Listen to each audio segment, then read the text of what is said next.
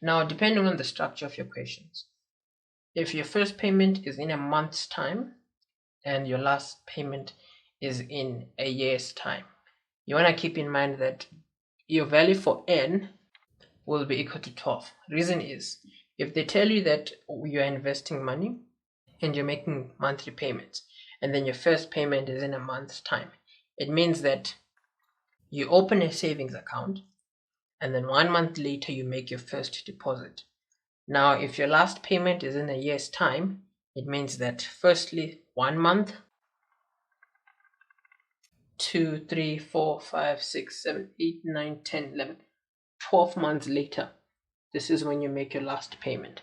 So if they tell you that your first payment is in a month's time and your last payment is in a year's time, you want to keep in mind that this is a basic one. Your value for n will just be 12, in the sense that you open the savings account, 1 month later you put in your first investment, and then in a year's time you put in your last one. So your value for n will be 12.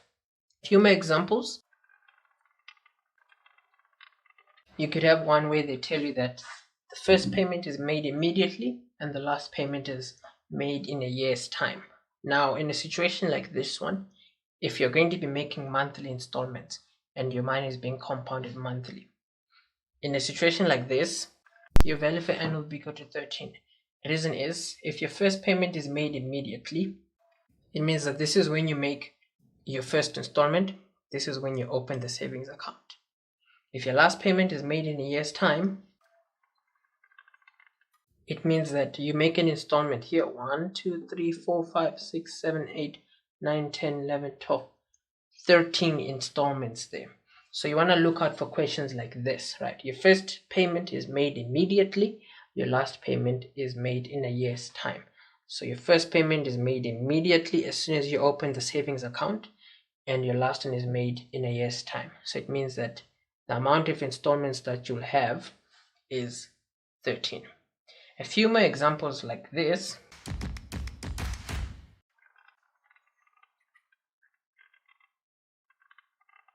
An example like this one, your value for n is going to be 11.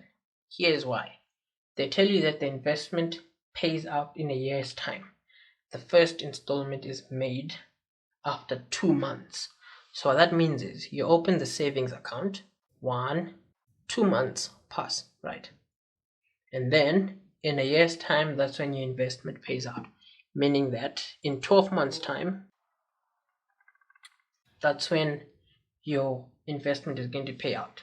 So in a situation like this one, we know that n is going to be 11 because you're going to make 1, 2, 3, 4, 5, 6, 7, 8, 9, 10, 11 installments. So timelines are quite simple. The only idea is you don't want to think of them too numerically, in the sense that you don't want to find yourself having cases where you work with things like 12 minus 2 to get a value for n or something like that. You want to just use basic arithmetic, as in draw it out if you can, right? And then count. So for an example like this one, you just want to keep in mind things like this.